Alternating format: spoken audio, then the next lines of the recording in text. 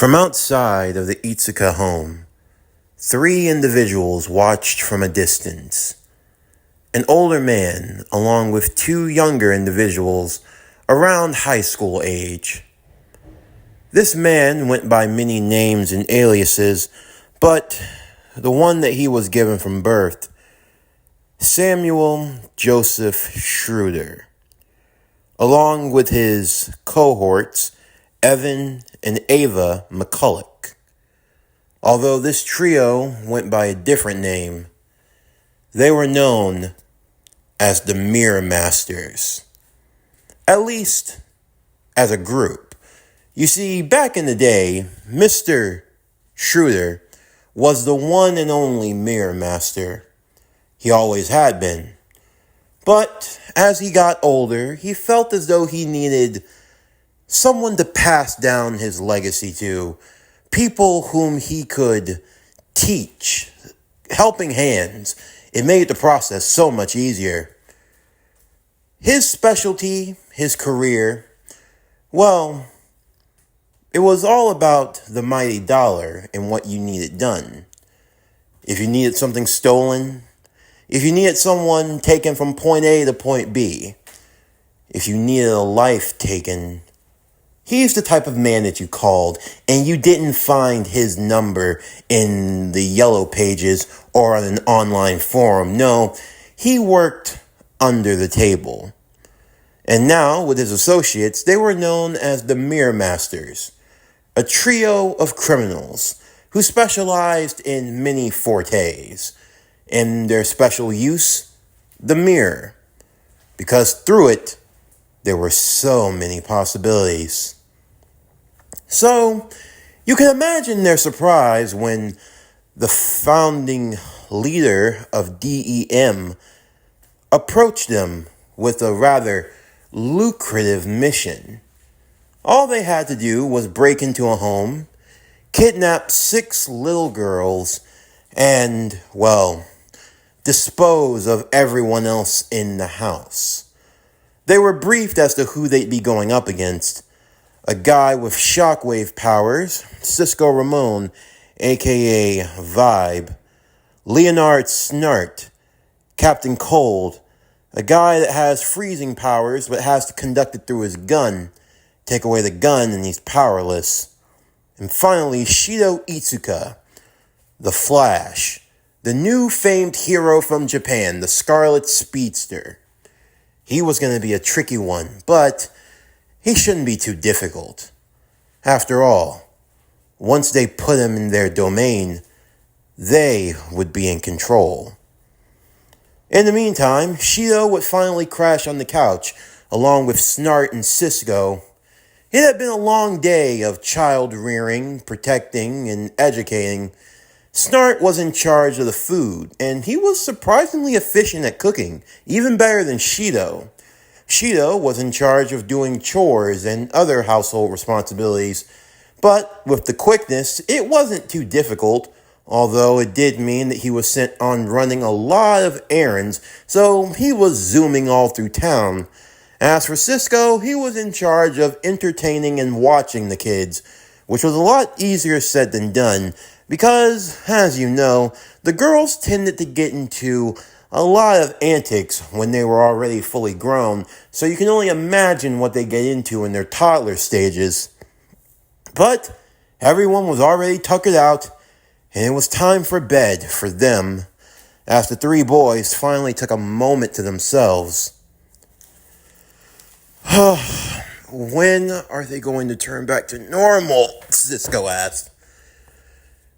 Whenever they find Natsumi, she's the only one that can undo it, Shido would say. And have you made any progress on locating her? Snart asked. Hey, Wells and Reina and Rataska are doing what they can, but until she shows up and they can track down her spirit energy, well, it's not a whole lot that we can do. Aren't you the one that has 6 spirit powers sealed inside of him? I mean, aren't you like a spirit magnet or something? Why can't you just sense her out? Yeah, why can't you do that? Cisco would ask. Well, Huh. I never actually thought about that. Why? I don't know. I'll have to see Dr. Wells about it. But in the meantime, I'm really thankful. I mean, I probably could have done this all on my own, but it's really nice to know that I have some help. And yeah, because playing babysitter is a lot of fun, Snart would say. Oh, come on, don't act like you don't like being around them. Especially Yoshino. You blush every time that you're giving her food. You make her really happy. Taking care of the people that I care about, it just comes with the territory. Nothing more, nothing less. Still, we make a pretty good team together. I don't think that there's anything we can't do. So, what do we do now? I'm going to go out for a little while, Snart would say. Go out? Where exactly are you trying to go? Hold on, you're not trying to go after DEM, are you? My intel tells me that Westcott is in Japan, so why not? Because we need you here. I mean, what if something happens? They can attack us at any time. He's right, Cisco would say. Come on. You're telling me that the two of you can't hold down the fort for a little while? All I gotta do is find Westcott, I take him out, and you know what? All of this will be over. It's just, you're talking about killing someone, Shido would say. You're a lot of things, but come on. Snart, you're not a murderer, and you don't know what I am, Shido. That bastard is going to get what's coming to him. And if I gotta go through you to do it, I've got no problem with that. Okay now, guys, Cisco would say. Let's just take it easy. We don't have any reason to get involved in something like this. I mean, all we gotta do is just lay low, keep it cool. When the time comes, we're going to take down DEM, Snart. You don't have to worry about it. Whatever. Can I go outside to get some fresh air? Snart would ask. The others were ignoring him as he went to go grab his coat, but when he opened the door, something was wrong. Hey guys, what's up? Is there a reason why the living room is outside? The what? The others would walk over to see what he was talking about. When Snart opened the door, on the other side was a mirror image of their living room, down to the last detail.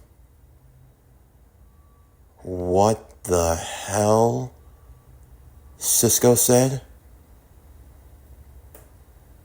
Alright. Maybe this is just Natsumi. Good. So she decided to show up. Now we can put all this behind us. Snart went to go grab his gun as the others tried to stop him. Snart, what are you doing? I'm just going to go in there and talk to her. That's all. I'm going to turn her into a popsicle. You can kiss her and undo all of this. I can't just force myself on someone, Shido would say. I have to, I have to be tactful. You have to what? Take her out on a date?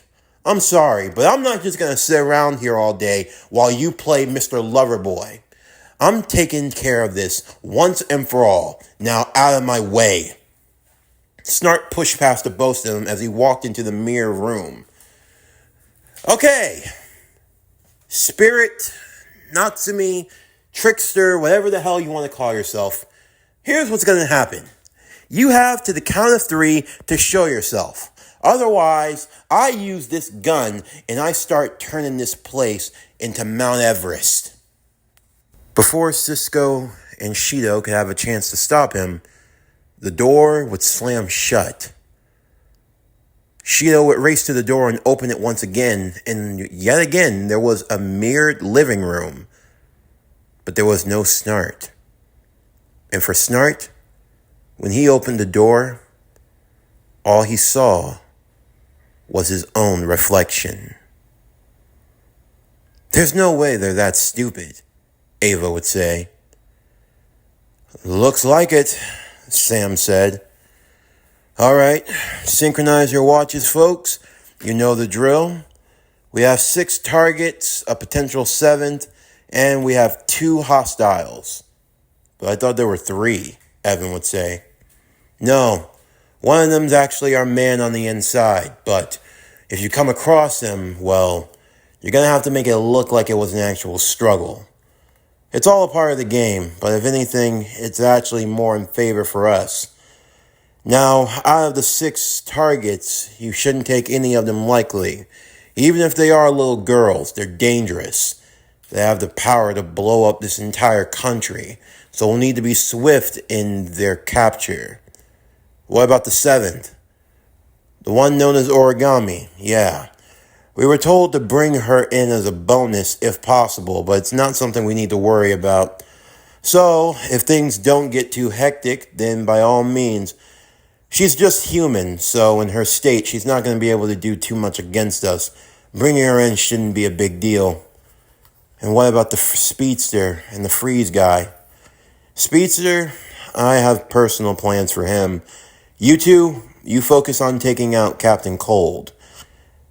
He's wanted dead or alive, so no need to hold back. Remember, in and out, we keep it swift, and you don't get lost in there. Understood? Yes, sir. Gotcha. So, how does it feel to be out on a mission for the first time, huh? I'm excited, Evan said to his sister. We're actually getting into the big leagues now. How long before we cut him out? I mean, there's no need to rush with something like that. After all, the old-timer was kind enough to take us in, teach us everything he knows. I say we keep him around for a little bit. Then, once we gotten comfortable and we're able to stand on our own, we take him out. I'm all for it. Now, let's see. Where is Mr. Snart heading to? Toka would awaken in her bed. Across from her was Origami, who was also asleep. She couldn't help but feel like something was wrong. As she awoken, so too would some of the others. They were getting used to their more chibi form, but now there was something that just wasn't feeling right. What's the matter, Toka? Kotori would say. Ready for bed. Why are we getting up? Question. Why are we awake? Yuzuru would ask. I don't know. Guys, something doesn't feel right, Toka said. What's the matter? Miku would ask. Is everything okay? Yoshino would ask. Yeah, where's the danger? Yoshinan said, the little puppet gearing for excitement. Something seems to be wrong. I don't hear anyone downstairs. Let's check it out. Quietly, the girls would tiptoe downstairs to see what was going on. Shido and Cisco were nowhere to be seen. It was already night out, and the girls were wondering where the boys had gone. There was no Snart, no Shido, no Cisco. They made their way to the living room, all huddled up together in their pajamas, trying to figure out what was going on. Toka would call out for Shido, while Yoshino would call out for Snart, Kotori calling out for Shido and for Cisco, and the other girls would follow suit. One by one, everyone was in the living room, all of them looking for where anybody had gone at all. As they went to go open the door, thinking they might be outside, all they saw was a mirror and their own reflection. Their reflections would quickly change, though, as the silhouette of a young woman dressed in an odd-looking outfit of orange and green would step forward, with a smile on her face. Hey now, little girls. Let's see. 1, 2, 3, 4, 5, 6, and 7. Well, it seems I hit the jackpot. Who are you? Where's Shido? No need to worry about all that. I promise. Your friend Shido's gonna be just fine. I'll take you to him. All you have to do is follow me. We're not going anywhere with you, Kotori said. Now where is my brother?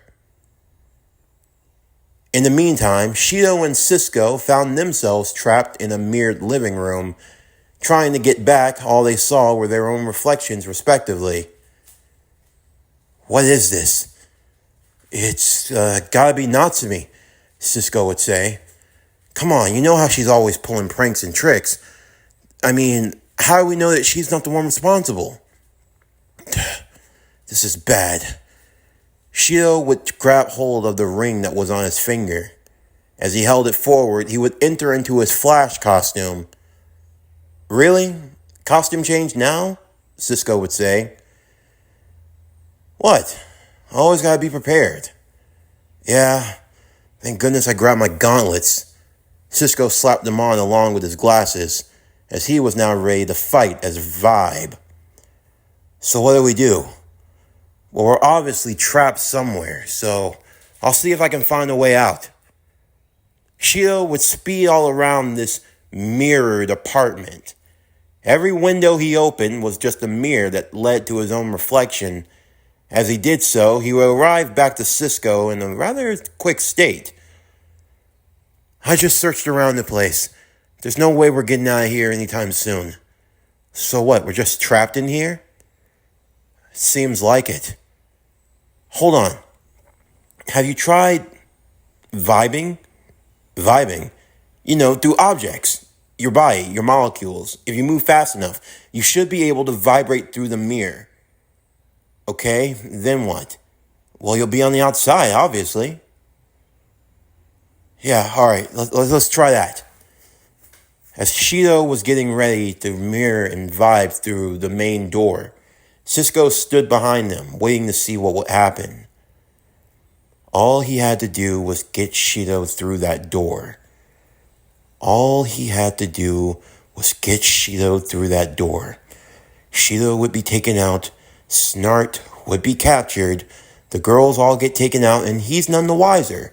Plus, he has plausible deniability because there was nothing he could do anyway. Just as Shido was getting ready to race, he turned back to Cisco. Hey, do me a favor. Huh? I don't know what's going to be waiting for me on the other side, but no matter what, I need you to find the girls and protect them. Promise me. Dude, you're going to be right there. It's not going to be an issue. It's just, I know. It's just, I'm worried, okay? I don't like all of this, and I just want to help. Yeah, I know. It's going to be fine, Shido. I'm worried about Natsumi, too. I don't know why she's doing all this. It's really not necessary. You really do like helping the spirits, huh? Well, yeah, they're girls. Yeah, but they're also interdimensional angelic spirit beings with the capability of destroying an entire continent. I mean, you know what the first spatial quake did. It killed a lot of people, and a lot more since. I know. And you can't really change that, but I'm just saying. I get what you're doing, and I respect it, but I just don't understand. They're dangerous.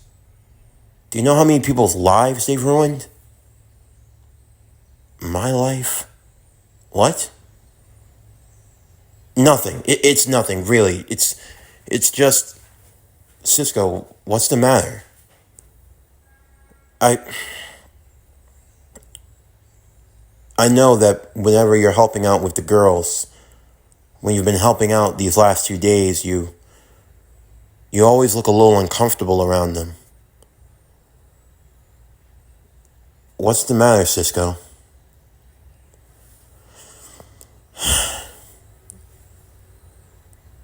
Five years ago, I was living in the United States. You know that? I had a brother. You had a brother? Yeah. It was in Star City, actually. He was working in Star Labs with Dr. Wells.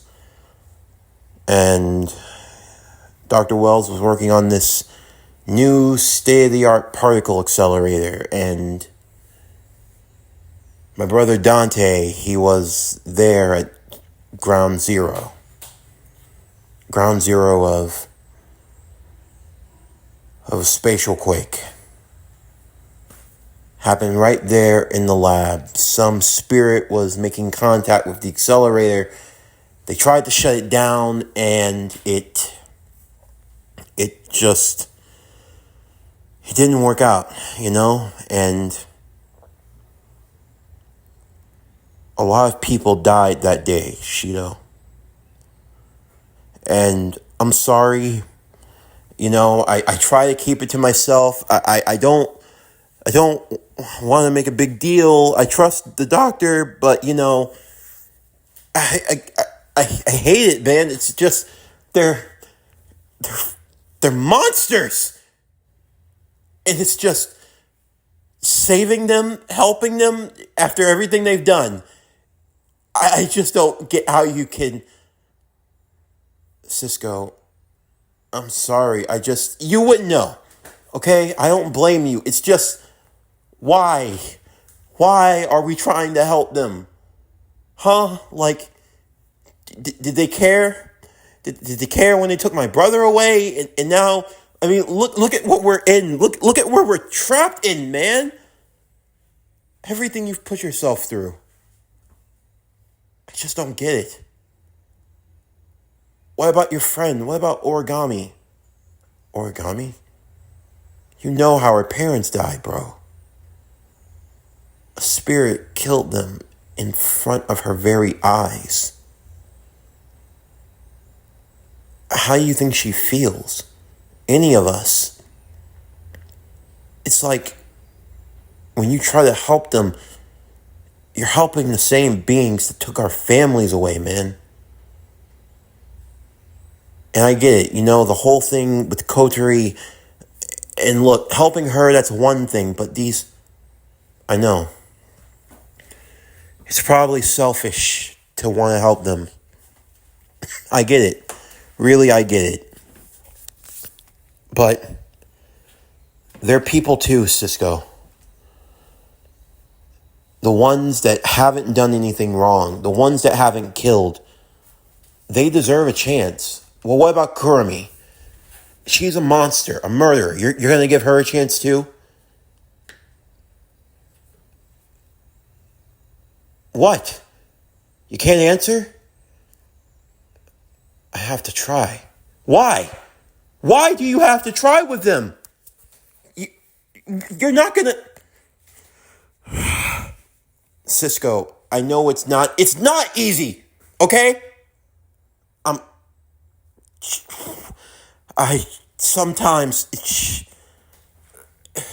Look, if you don't want to help us out with this, you don't have to.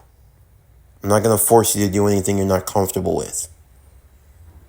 I'm not saying it's right what happened to your family, what happened to Origami. It wasn't. It wasn't fair at all. But Toka, Yoshinan, Miku, Yuzuru, Kaguya, Kotori, they didn't have anything to do with it. They're innocent. And they need me. I can't turn my back on them. I'll do what I have to. I want to protect the innocent. But I also want to protect my family, my friends. I'll do what I have to. Yes, you will. Such a touching speech. The mirror would morph and change as a man walked out of it. Who are you? You're not Natsumi.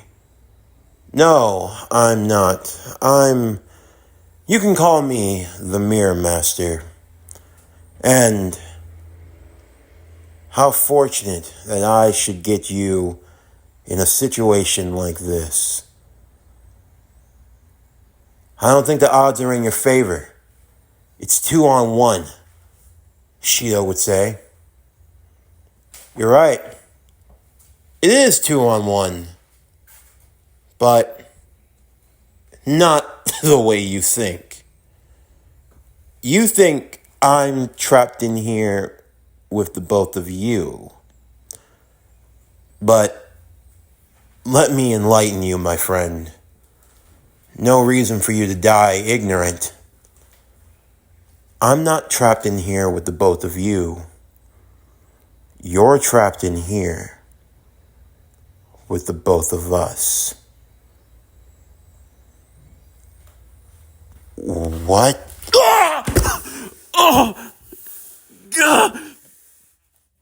Cisco would blast Shido in the back, causing his body to reverberate as he felt the strongest shift of vertigo in his body. He could feel himself getting dizzier and dizzier, spinning around, seeing multiple Ciscos, multiple of Mirror Master, whoever they were.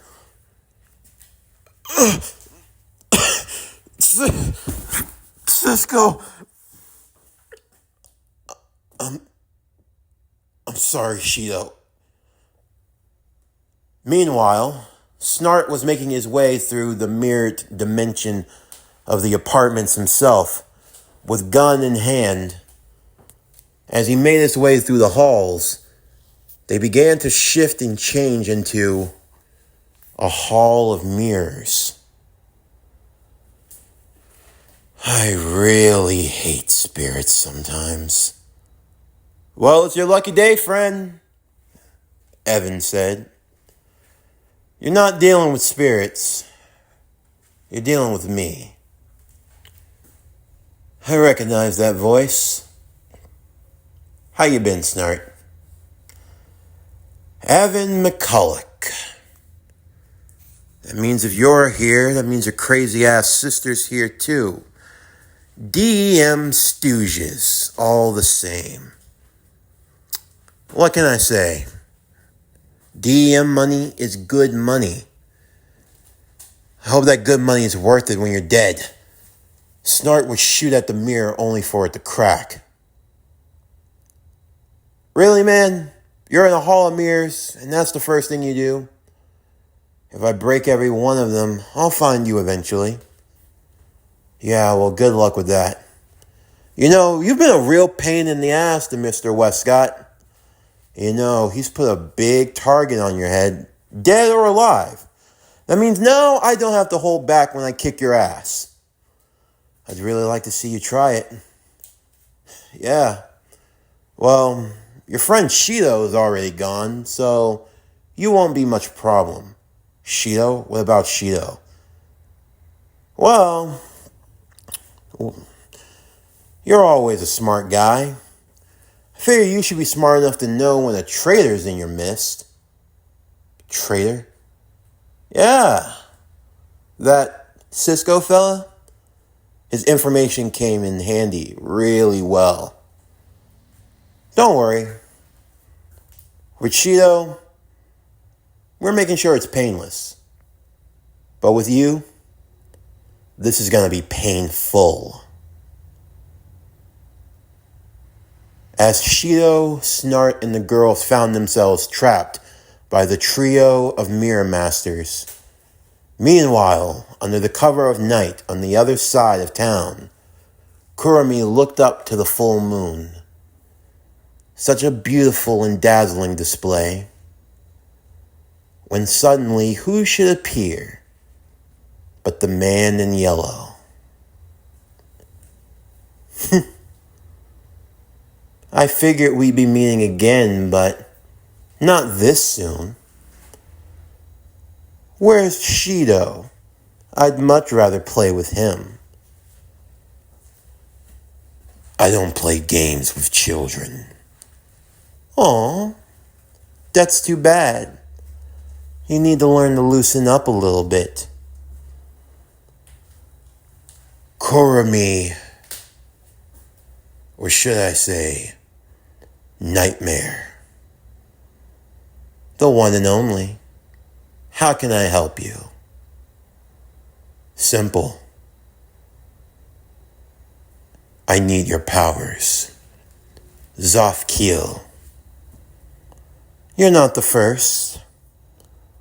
And I'm sure you already know what my answer is going to be. I do. But unfortunately for you, no is not going to be taken for an answer.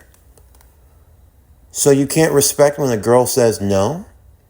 With an attitude like that, you're not going to get very far.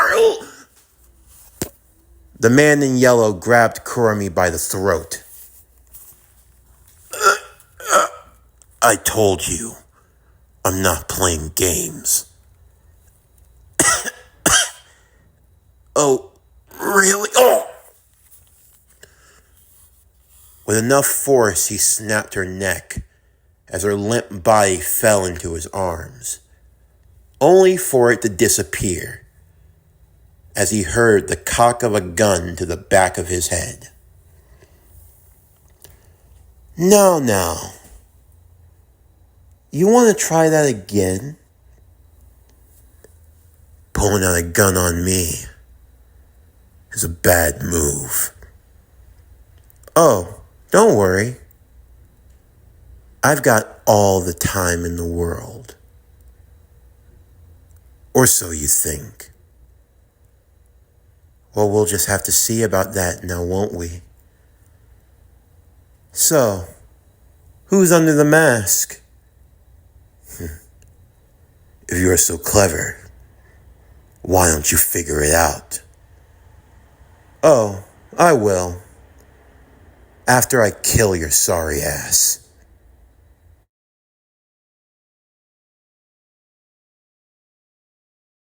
This concludes Day Alive Flash in Time. What If Shido Was the Flash? Season 3, Part 3. As always, if you enjoyed today's video and everything else that we have to offer, then please don't forget to like, comment, subscribe, share, and hit that bell for post notifications so you can stay up to date on everything that is PowerCore Productions and Podcastings that has to come out now and in the future. Stay tuned tomorrow as we will be doing the mid-season finale for Day Alive Flash in Time. What If Shido Was the Flash? Season 3, Part 4, the mid-season finale. But anyway, that's going to do it for the end of today's video. I'm Javon Harrington with PowerCore Productions and Podcastings, signing off, and I'll see you next time.